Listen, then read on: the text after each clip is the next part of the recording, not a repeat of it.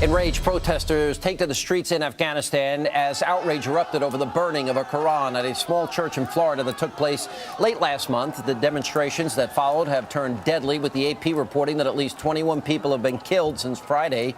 Now, the man responsible is Pastor Terry Jones, the same man who threatened the hateful act last year during the heated debate over the proposed Ground Zero mosque. Now, because of his actions, the lives of our brave men and women serving overseas may be even more in jeopardy. General David Petraeus attempted to quell the anti-American sentiment by denouncing the burning of the Quran. We condemn the action of an individual in the United States who burned a holy Quran. That action was hateful, it was intolerant, and it was extremely disrespectful. And again, we condemn it in the strongest manner possible. And joining me now with reaction are the hosts of True Talk radio show on WMNF and the founder of United American Voices for America, Ahmed Bedier, and the founder and president of the American Islamic Forum for Democracy, Zuhdi Jasser, is back with us. Guys, thanks for being here. Ahmed, let me start with you. Thank you. I interviewed the pastor on my radio show today, and I think if General Petraeus and Secretary of Defense Gates say that this is going to put our troops in jeopardy, I think as an American citizen, you have a right to understand it's their lives on the line and that we should honor their request. But he does have freedom of speech to do it. Your reaction? Well, obviously, he does have freedom of speech. I mean, we have Americans have freedom of speech to goose step and wave Nazi flags outside synagogues. But is it the right thing to do? I don't think so. We live in the United States of America, not the divided states of America.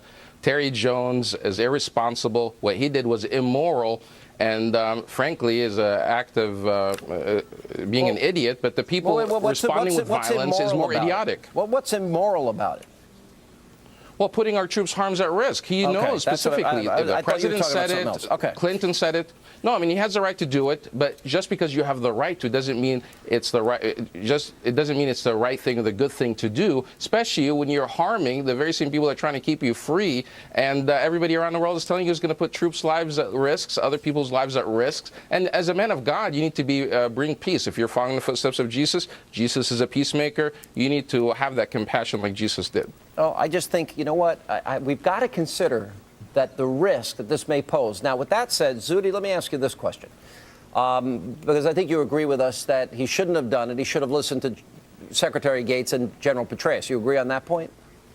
Yeah, absolutely. But, you know, I'll tell. Go ahead. I'll tell you, I think that the issue is much bigger than this, though, is we as Muslims, you know, I'll let the rest of America and the bishops and the pastors and the rabbis condemn him and show him to be the marginal, demented moron that he is. But at the end of the day, I as a Muslim, and I hope Ahmed and others that claim to be leaders of the Muslim community see that there's no moral equivalency here, that simply burning a scripture is not equivalent to the murder and the violence that happened. And not to mention, Jones is just one part of this bigger picture of freedom of speech, which we see with Geert Wilders on trial in Europe, which we see with the Christian minister in Pakistan that was murdered because he wanted to speak against blasphemy laws, which we see in Canada with Ezra Levant, which a rally in Orange County that now they have misrepresented and they're putting on a commission. So, you know, the issue is a much bigger one in the front lines. Listen, how many times have we seen images of American flags in the Middle East being burnt? How many times have we seen, you know, not a single President time Bush during the revolutions that are happening right now? Well, burned in effigy is another case. There have been incidents of Bible burnings in the past that have come up. In 2009, our own government, Bibles that have been sent over. You know, why is it if there's a cartoon that some people in the Islamic faith find offensive, why is it there this reaction? And why don't we see the reaction comparable in other religions? Well, I think that what has to happen is that we need reform. We need to separate mosque and state. This concept that the state should be Islamic, that law, especially they say Sharia law needs to be in government. They then empower themselves to be oppressive, autocratic, and oligarchical to where they tie the speech against Islam to sedition, to the state's power, etc. And until Muslims, American Muslims especially, start leading movements to separate mosque and state and say that we speak against political movements like the Brotherhood and others, that so many groups, and I would call on Mr. Bedier to speak out against political Islam and the Brotherhood and other groups that advocate for laws that prevent complete free speech to where there is nothing right, let me protected. give him Because a I'll remind chance. you, our founding fathers. Let's get a word in here. Yeah, Mr. Bedier. Yeah, Well, I'm sorry, what did you say? Well, why is there this double it's interesting standard? enough. Go ahead. I don't think there's any double standard whatsoever. Terry Jones and everybody has the right to say what they want. No. We, as I don't the have a people lot of of this time. country, we also have the right to. Hang on a second. But we have to address what Zodia just said. But there's in as much as if there's a cartoon that is offensive to Muslims, if in this case a Quran is burned, give me a comparable example where there is this reaction, where 21 people died, violent reaction, because people are offended by the actions of an obscure minister in Florida, in Afghanistan. No, it's not about the obscure. It's not about the obscure minister. If you saw what the press release of what Al Qaeda or the Taliban had said in Afghanistan, they said that the Western media and Western governments have dismissed this as free speech.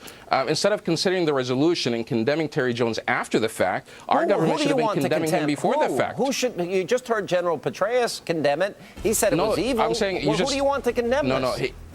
The key word here, Sean, with your selective hearing, is condemning it after the fact. We should have condemned it. This happened on March 20th. Who do you want to nipped this in the butt back then. Condemn the hatred against. Let me finish. I think Zodia had plenty to say. Let me just explain myself so I could have a word in. We don't have a lot of time. If we would have done this beforehand, if we would have condemned it way beforehand, then this would have had nipped the violence and it wouldn't have happened. I think the people there are violently reacting, not about the Quran necessarily, but because the last time, which is why he stopped it. Why do people react this way? Their anger there is because they're under a 10-year occupation. They've seen tens of thousands of their own people getting killed. The occupation continues to be a problem there. You are justifying it here, Ahmed. No, of course not. It's not justified. No, it's not justified. You have to recognize, what you haven't recognized is that there's a continuum of radicalization, that this is just one endpoint of an ideology of political Islam that feeds into this type of ideology. Just because I provide an explanation does not mean it's justification. Thanks for being with us. It's not justification. You have to peek at what's coming up.